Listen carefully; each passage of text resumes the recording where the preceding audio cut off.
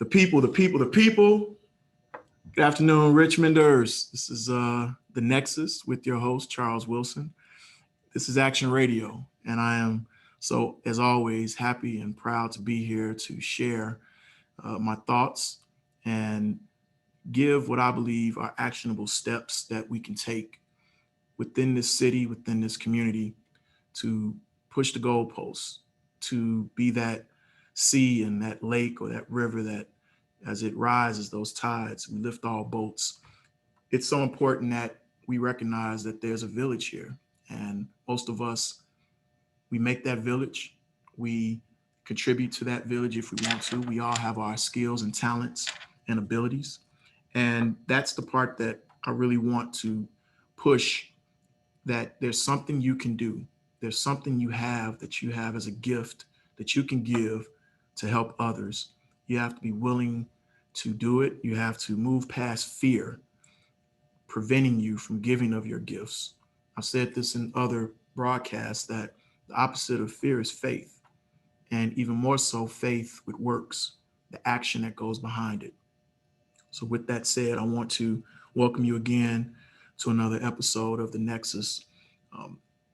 Last week, I had the pleasure and honor of speaking with a phenomenal woman who's done so much work here in the Richmond area, Ms. Hester Brown, CEO, president of CAPA, which is the Capital Area Partnership, uplifting people.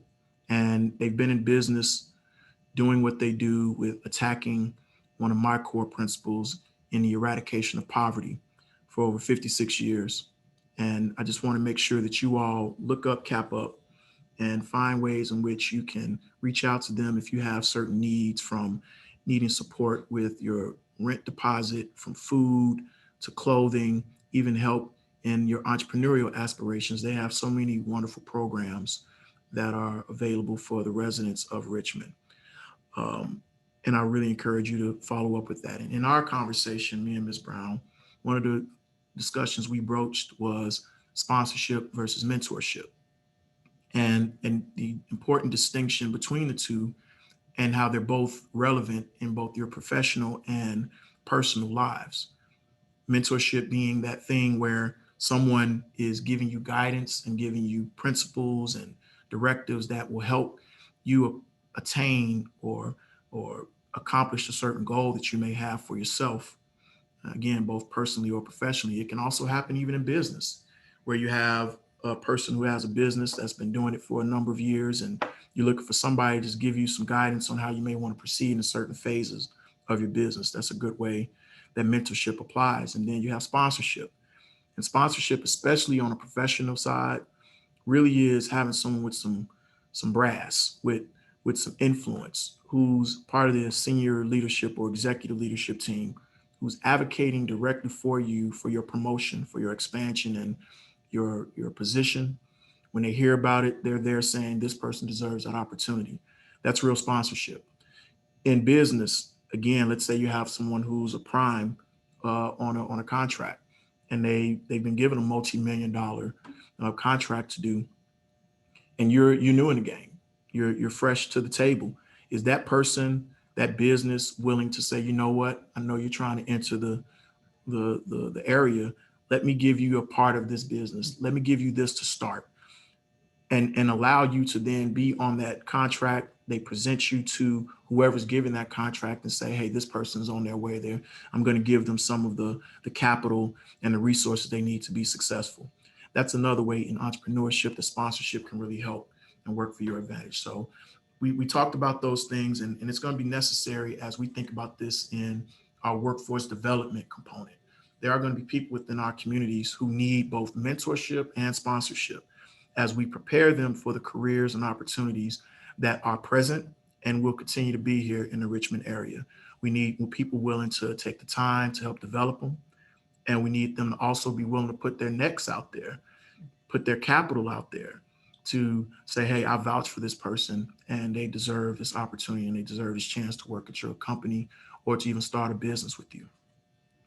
So I wanted to give that small recap because right now I'm excited. And y'all probably looking at this grin when you see this video. I wish you all, you probably can hear through my voice that I'm grinning because I've got my girl here. Uh, this woman is truly dynamic. She is someone who loves the city, loves this region, loves the community here. She is the CEO of First Love Corporation. And I have the pleasure of having Miss Caprichia Moses here with me in the studio. Welcome to the show. Thank you. Thanks for having me. Absolutely. You know, as I said, you've been here. How long have you been in Richmond? Oh, about 22 years now. About 22 years. That's a long time to see a lot of things Oh, yeah. happen here in the city. But before we get to that, because I really want to get your perspective on how many things have changed for the better, some things that you wished that the community had a piece in it, and especially which is the topic I want to talk with you about today, with our young people. Mhm. And we're going to discuss something that's near and dear to me as a parent. I know you're a mother as well. Yes. Intrusive parenting, Hmm. us getting in there and shaking up things and helping to establish a new norm, especially that of excellence for our young people and for our children, so that they can compete for some of the changes that are happening and be a part of the good that's happening here in Richmond. But before we get to that, because I have such a tremendous amount of respect for you as a mother, could you please share with the city and all any viewers about you, about your role as CEO, and just some things about you with the people? Yeah, what I love about being in the city of Richmond is that you get to be yourself and still have some integrity about it. Mm, So I'm Caprichia Moses. I'm the CEO of First Love Corporation, where integrity is first. yeah. We make sure that individuals have an equal opportunity to access opportunities for growth and sustainability, economic success, spiritual growth, Mm, you name it, we probably work on it. We work with a number of families who just need a hand up or a hand out, mm. and we actually offer both Wow. through some philanthropic opportunities. And so, just excited about being in the city and being able to contribute. My dad used to tell me every day, what you want to do is make sure when you go to bed at night that you've contributed. And Mm. so, that's something that I've learned to do, learned to love to do, and even passing on to my children. Make sure all day, every day, we do things that are purposeful and meaningful, and they impact other people other than ourselves. So Where that's what does first. where does First Love come from? What made you use that as the name of your company? Yeah, one of the struggles in my childhood was self awareness, not Mm, really knowing how to appreciate the gift that I brought to the table. So, one of the things that I was able to grow into as an adult was to learn to appreciate who I am, what I bring to the table, what types of gifts and talents that I might have, and how I can use those to be a blessing to others. So, first love comes out of Revelations, where it talks about returning to your first love, the first place where you met the Lord and you saw how beautiful it was to have a relationship with Him, usually stems from an opportunity where God shows you why He loves you. And so that opportunity is something that's just kind of carried over. So First Love Corporation is a mm, nonprofit, First Love hmm. Ministries is ministry. So you name it, I've stuck with that mantra because I just believe in it. Um, that's a that's that idea of self concept. It really sometimes it could take a long time for people, Oh, yes. especially the recognition of your gifts and your talents and what you bring to the table to even believe that you're worth, Hmm. being given a chance. Oh, yeah. And I'm talking about just within yourself. Completely. I've, Completely. I've talked about this idea of being intrinsic, that thing where I did a keynote speech the other day where I said, to the students, you got to want it for yourself. That's right. And it shouldn't take something external. Now, that may happen earlier with something external Hmm. motivates you, but it has to come a point in your life where no external anything is needed. That's You right. got to want it for yourself. Um, Now that you've sort of come to this point where you're now running your corporation, Hmm. you're raising, could you tell me about your boys? My. Yes. I have two little men. I often tease that they're my husband and my father Right. because they've assumed a lot of responsibility for my life. And so I find myself growing with them in that I'm trying to teach them how to be good people, how to be caring and confident, but also trying to impress upon them the importance of manhood and what that looks like. So I've often joked with you and Yeah, other men yeah, in my life about making sure that my children have the opportunity to not only be good people, because I can do that, but learn how to be men and how to yeah, be Black men in a society that doesn't necessarily appreciate that role. So what I've learned with them is that I have to be very transparent and have to be very honest, yeah, because they'll call you on the carpet about the things that you live in front of them. yeah. So I do love the little people. Kevin is 12 and Caleb is 11, and they are going on 60. Yeah, they are extremely involved in not just my community service work. They want to take in all the homeless. They want to. They don't understand why we can't feed everybody, clothe everybody, shelter everybody. Yeah. Mom, we have extra room. Why can't they stay with us? I get that conversation regularly, especially in the wintertime. I think winter is just really hard for my youngest because he can't understand individuals being out in the cold. Yeah. It's just a passion for him. So to know that the passion I have for humanitarianism has spread to them has been, rewarding. Yeah. That comes with an obligation, though, to make sure you live that life in front of them all the time. That's a major statement, because I think, and again, and I just think that's a great transition into what I really wanted to hone in on today, um, which is being an intrusive parent. Mhm. I believe that we worry ourselves, especially in this time, this meaning this period of time in life, about being friends. Mm. We care about being friends more than the principles and the values that we know are so very important for the building blocks and the foundation for our children. We don't want to be disliked. Mhm. We don't want to be not talked to and called who knows what via text messages and conversations with their friends. Um, I wanted to I wanted to talk to you about this idea of intrusiveness. When you think about that foundational component, what goes into you as you think about your boys, making sure that they know that you're present, that you are being transparent. And what I was going to speak to is we feel like by being transparent, we're treating them like adults. Like, don't worry about grown people business. My mother told me about, she's gonna kill me. I told her about Gama. I think it was Gama. So that was her grandmother. And it was Gama was from the South. Oh yeah. And as far as she was concerned, you don't even look in the grown person's mouth Right. while they talking. That's She correct. said she was accurate in her ability to spit that chew right through in your eye because you're looking at grown folks while they talking. Wow. Right, was not into Yes. you being in grown people's conversations. Things are so different now with access to information that our young people have. And so with that being said, how do you manage or balance transparency, though you want to maintain boundaries, Sure. but having transparencies with your boys so that they can see that you are capable of error, that you're willing to share with them some misjudgments and things? How are you accomplishing the transparency with them? I won't know till about maybe they're 30 Uh-huh. if I've done a good job of that. But I can tell you that what they've taught me is that I can't really operate in a world where I create fear. Mm. I've had to create reverence. And so teaching them the difference has really made a difference in our relationship, the inner working of our relationship, particularly because their father has not always been present.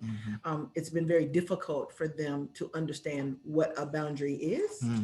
Particularly, and I hear all the time that, women raising men, it's going to always be a push. They're going to always push for authority. Yeah. And that type of thing might be something that's intrinsic. But what I've learned in our household is that they've operated more out of respect because that's what I've taught them. Yeah. I've taught them and I've held them accountable for that particular thing. And I don't disrespect them. There's certain punishments I don't implement because I feel like it's disrespectful. Yeah. And so I teach them how those punishments in the past have been used in a way that would challenge their manhood, their authority, that type of thing. And so having those conversations early on and walking them through that process for the last few years has definitely been an opportunity for us to grow. I do also, though, really believe that respect is earned. And so although I offer them a level of respect and I expect it in return, I do things to and for them and with them that cause them to want to respect me because of who how our relationship has Yeah. developed. So I believe that, walking in front of them in a certain way is my responsibility. And I'm always mindful. I mean, I don't mind a glass of wine. I've never had a glass of wine in front of my children. Mm, Not that I believe there's anything wrong with it. I right. just need them to understand responsibility comes from sometimes having to sacrifice what you always would want to Wow. do, and sometimes do what's best for the people around you. And in ministry, that's also been something that's just been a mantra for Yeah. me, having to walk a line in front of people that don't that doesn't perpetuate some sort of slip or fall Yeah. or failing. And so it's just become who I am. What I do love about them though is that they are inquisitive. And Mm, I was taught that, kids are seen and not heard. They're not supposed to ask a lot of yeah. questions. Yeah. But because of all the inquisitiveness that I had as a child, it's been easier for me to embrace their questions and help them tailor when to ask, what to ask, and who to ask. And I do think that has helped us develop a relationship that nurtures everybody. And I require my village, the people who have had a hand in how these children get raised, I've required the village to have that same standard. Yeah. And if they can't, they just can't be part of Can't my be around. village. And I talk about, and what we discussed a little bit earlier before the show, is a willingness to allow a child to ask you why. Mhm. Yeah. And again, going back to the old school way of Right. why? Because I told you, Yeah. I'm your father, and I know you didn't just ask me that, right? There's in the building of the young people, and for anyone who's wondering, what does this have to do at all with the village, with the preparing of, for opportunities and things? It's because of the times that we're in. Exactly. Our young people, not only just within Richmond, but in a number of urban settings and even rural settings, are not ready to interact and engage with the world. Mm-hmm. They lack tools. They don't know how to resolve conflict. They don't know how to express themselves. They are so private that when they're now thrust in front of employers, other friends, environments where they have to engage, they don't know what to do Yeah. because we're not in their mix. Our kids have double lives. Sometimes and I'm gonna, and my kids are gonna be mad about this one. I remember I went through their phones. I mean, all three of my children. I have a 24-year-old daughter, 22-year-old son, and an 11-year-old son. Mhm. All of them have felt the pain and the embarrassment of, Dad, give me your phone. Yes. And me seeing messages that have blown my mind, Uh-huh. seeing pictures that that have blown my mind, things that they've called me to their friends Uh-huh. that have blown my mind. And I'm like, this cannot be my own child. Yeah.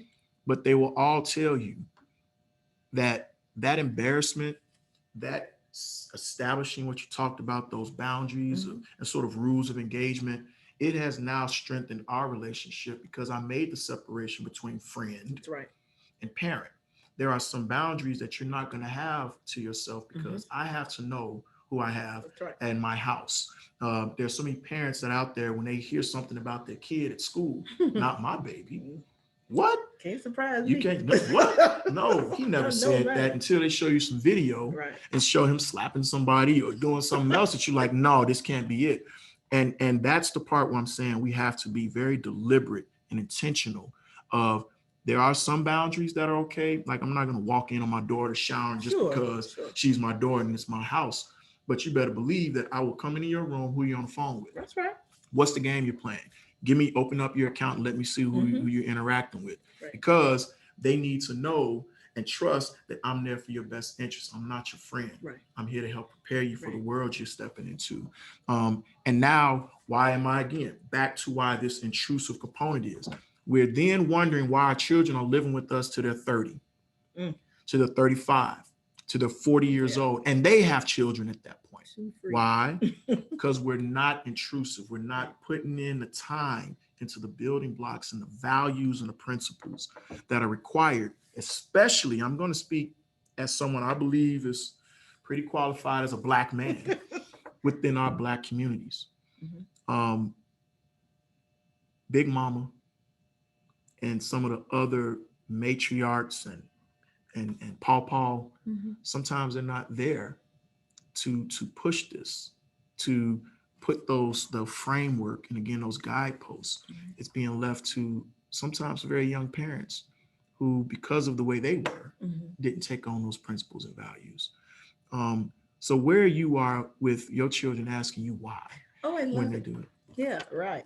No, no, it's not always my favorite, but um, in my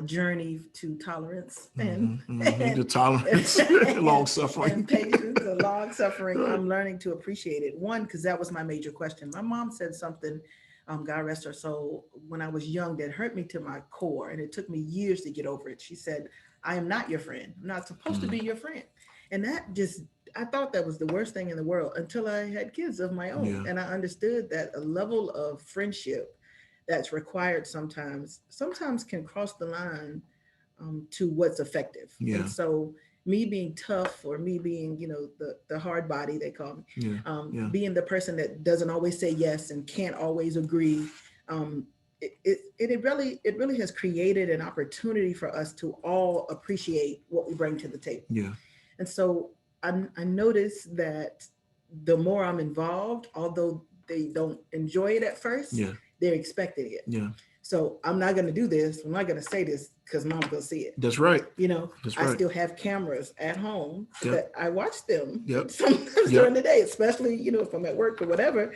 I still watch them periodically during the Yep. day. So I'll say, "Hey, why are you still in bed?" Yep. That Yep. type of thing. And so, I'm always watching. so, Creep like for you me, know, I am always watching. you know, I'm in your midst. and even, when they were tiny, I used to tell them I had eyes all over my head. That's right. I'm like, "You can see, yeah, under my hair, That's there are eyes. I can see right. A set everything. of eyes, I right? can see everything." And so I don't know if that accountability is promoting something positive. I'm really Hmm. hoping I so, think it but does. they always know I'm around, but they always know I'm supportive. That's right. So I go to basketball games. I don't miss one. Mm. I'm the loud parent That's on the sidelines.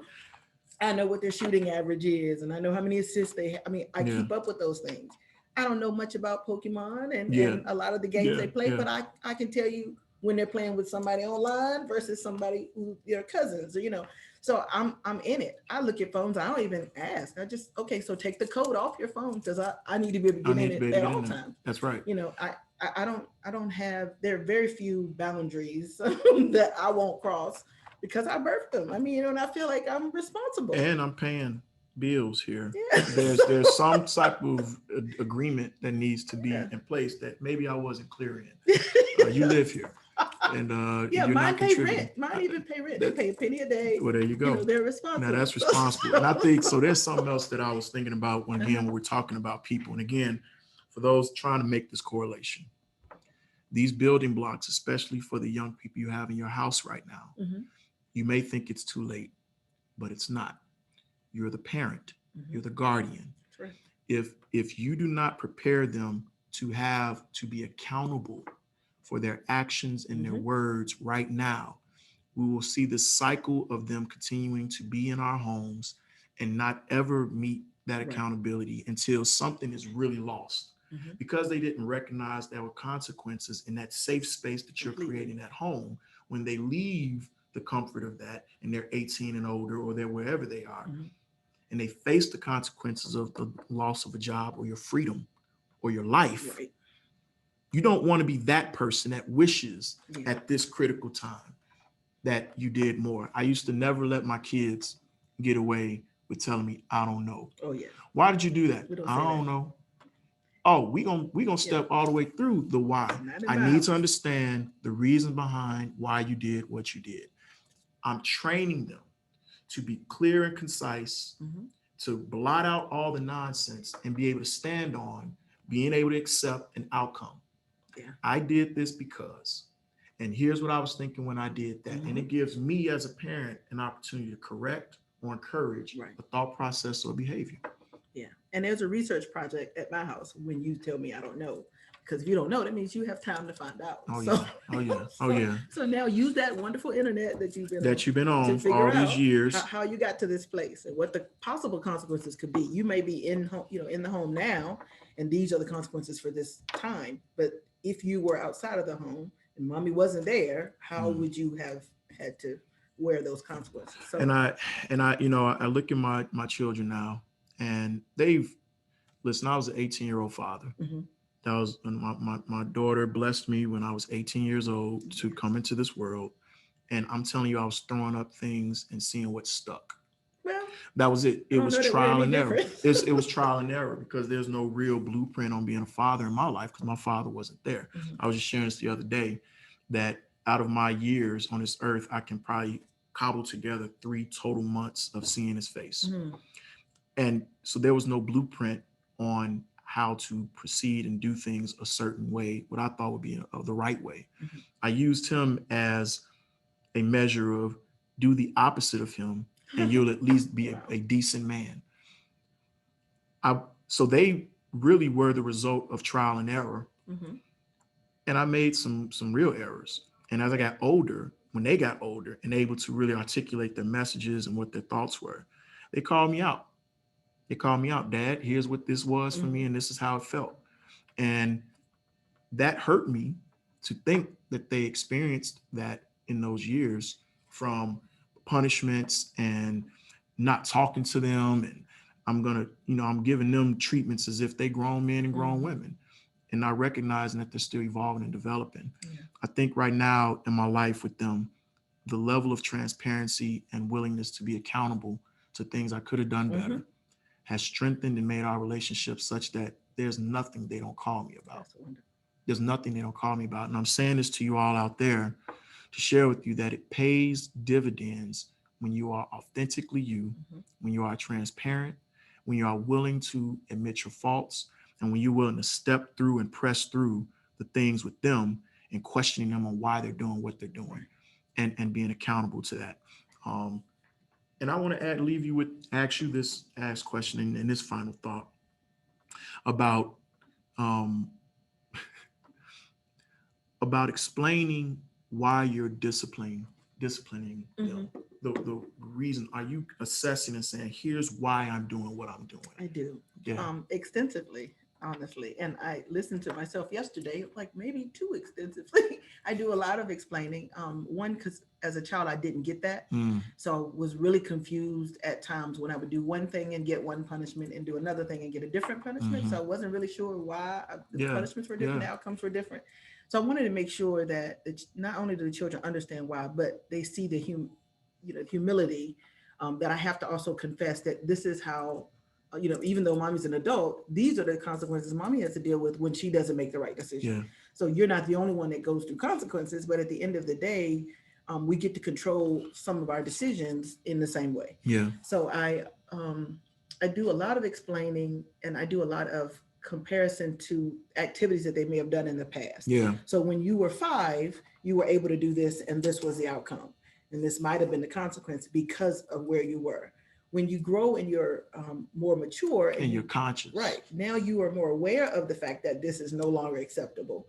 You have a greater responsibility to make sure that that happens in a different way. Mm-hmm. And so I always preface it, which is a terrible way to do, but I always say, mommy won't be here always. Yeah. So there's got to be an opportunity for you to think about these things without me bringing them to your attention the next time.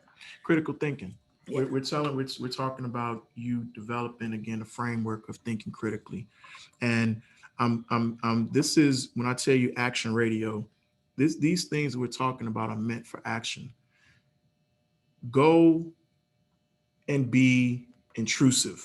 Yes. Go get in their mix Mm-hmm. because yes, is it frustrating? Is it tiring? Mm-hmm.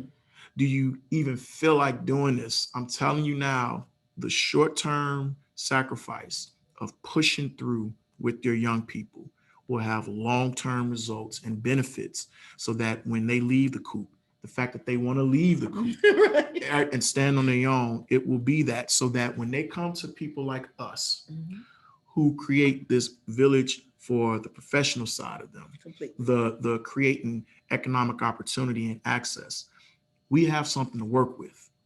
We can pour into them what these opportunities are for them. We can feel that it's not in vain and not be questioning who raised you, Mm. right? Who made you feel that this My. is okay? So I want to challenge all of you out there again with your young people. Be intrusive, get in their mix, We're not talking about being unnecessarily rude or harsh.